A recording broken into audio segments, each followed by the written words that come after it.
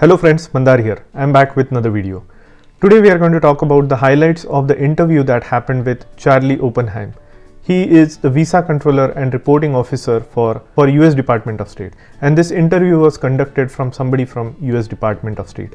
Now this interview will be conducted every month after the visa bulletin is posted. So I will be doing some highlights of this interview every month. I will also go through some of the common questions that have been asked and also talk about the immigration reform bill that is still pending in the Senate. So if you are interested in this topic, watch this video until the end and let's get started.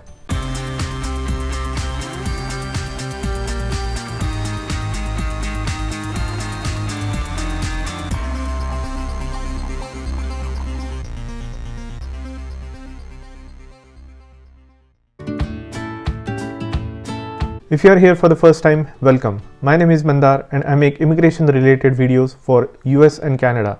I'm not an immigration lawyer, so anything that I say on this video or on my channel is for information purpose only. And for your specific immigration needs, you should hire a competent immigration lawyer. Now 2 weeks back, there was an interview posted by Department of State. This was with Charlie Oppenheim, who is the Officer of Visa Control and Reporting Division with Department of State. In this 1 hour video, there were a lot of questions asked about the family-based immigration and employment-based immigration, specifically around visa bulletin, how the dates are calculated and what can we expect to see in the near future. There were a lot of different visa categories that were covered. I was actually not planning to make this video, as you can actually watch the full detailed video on the internet, but some of you did ask me to summarize it for you, so here it is. Now just to reiterate, the Department of State will plan to do this interview video every month. They have stated that after the visa bulletin comes in, they will do this interview video within the next 5 days of the visa bulletin publishing. Now Charlie did explain how these numbers are calculated. Basically there are allotments for every visa category and then there is a demand and there is a supply. Basically what it comes down to is how many visa numbers are available, how many were used at the international post. When he says international post, that means consulates, and how many visa numbers were used by the Department of State in-house within the United States by giving out green cards. And then there are some reserved numbers used for emergency purposes. So all of these numbers are kind of used in order to determine how much is the demand for a particular month for that particular category of visa. And that's what determines the dates on the priority date chart. Now there are 2 charts, as we all know. Chart A is the final action date chart and chart B is the filing date chart. And Charlie goes on to explain what the differences are. Now chart A, which is the final action date chart, that actually governs who actually gets the visa. So when is the interview scheduled? So that chart really determines that the visa number is available and people who have their priority date current as per the chart A will get an interview notice and get their green card adjudicated.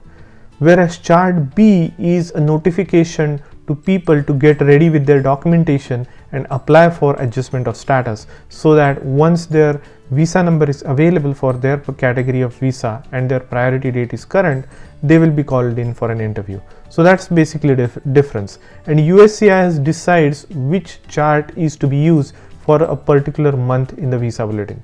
Now there was a lot of discussion around the unused visa numbers from family-based category got spilled over into the employment-based category last year. So as you all know, there was an entry ban and there was an immigration ban for the most of the year last year. And for that reason, there were not a lot of immigrant visas that were given out at the international post, which is consulates. So all of those unused family-based visas became available as per the law to the employment-based category. And those numbers for last year, which is 2021, were 262,000. So there is a base allocation of 140,000 visas for EB category, and then there were spillover numbers of 122,000 visas, which make it to 262,000 visas that were available for final fiscal year 2021. Which is a huge number, and it was a record number of spillover visas until last year. Now there was another question asked, what can we expect to see in 2022? Which means what do we expect to see in terms of spillover from family based to employment based for the next financial year?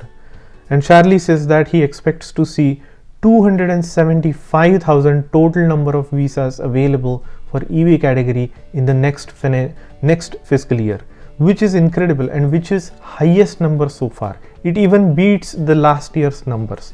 Now his theory is based on the numbers that he's seeing coming in, the demand that he's seeing coming in for the EB category. Now the only unknown here is he does not know how many of those visas will be processed this year. So 262,000 were available. He has a good understanding of how many are used, but there are a lot of visa numbers to be still used. And depending on the speed at which USCIS will process these applications, and depending on the speed at which the international post, which is consulates, will issue these visas, we are yet to see how many of these visa numbers will be used. But Charlie still thinks that there will be total of 275,000 visas for EB category, which is a good news for all the EB category, especially for backlog countries such as India and China. Now let's look at the EB category priority dates. EB1 has been current. So Charlie clearly mentioned that he moved forward final action dates for EB1 category to bring up the backlog to current. So now there is no wait period for anybody in EB1 category for getting a green card. So now what happens is the EB1 has already met its quota, now it's current. Now all those leftover spillover numbers are going to be utilized by EB2 and EB3. So in March to April visa bulletin, we saw a big jump in EB2 category, about 3.5 months for India, which was unheard of in the last several years. And we'll continue to see the progression of EB2 and EB3 priority dates moving forward for India in the next couple of months. What Charlie also mentions is the final action dates for EB2 and EB3 India will come close to the filing date chart dates, which is what is expected to happen. So if you see, EB3 has a long way to go, because for EB3 India the filing date chart date is January of 2014, which is a long ways to go, because if you think about it, the current priority date for final action date chart for EB3 India is only 2010. So they have 4 more years to go. I would like to see how these dates progress. If we were to believe what Charlie says, that these dates for EB2 and EB3 final action date chart will come close to filing date chart by the end of this fiscal year, which is September of 2021, that means EB3 has to move 6 months at a time for the next several months. EB2 India also will move 2 to 3 months per month for the remainder of this fiscal year.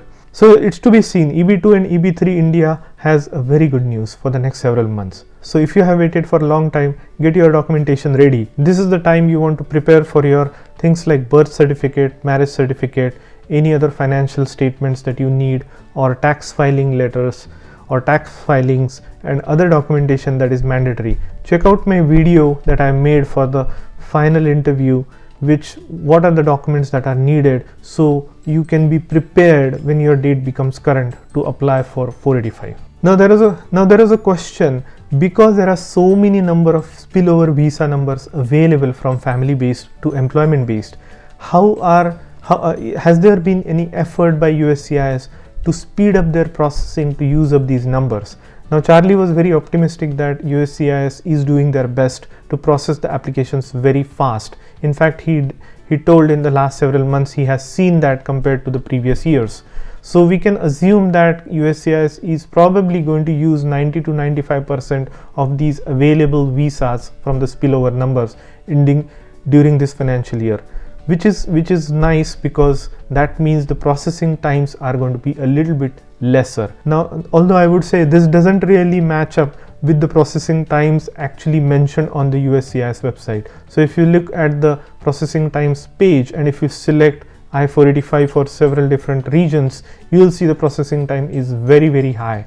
But if we were to believe Charlie, he thinks that all of those numbers will be used this year. Now with this rapid movement in the dates, there is a lot of demand. As you all know, the applications that were made in October of 2020 and November of 2020, they have just started getting their receipt notices and their other notices in the mail now. So there is going to be a flood of applications continuing to happen throughout the year.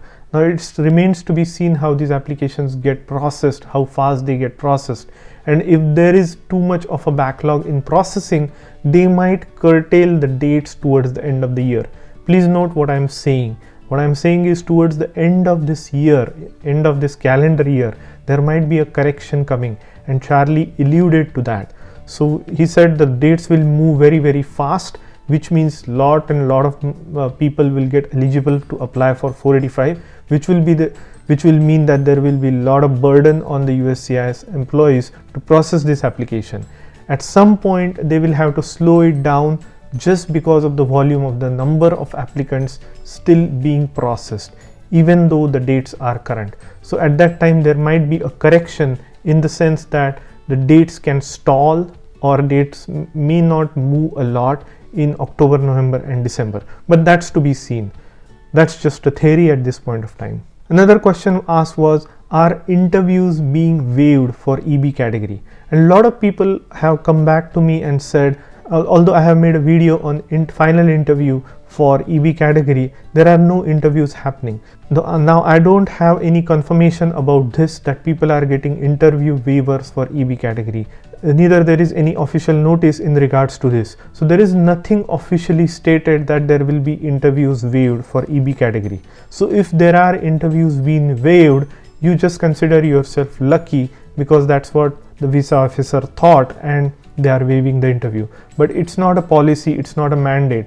So if I were you, I would be prepared for an interview. If it happens, it happens. If it's waived, good for you. But it is never a bad idea to be prepared. Now again, the dates between EB2 and EB3. Why is EB3 moving faster than EB2? Purely because of the demand.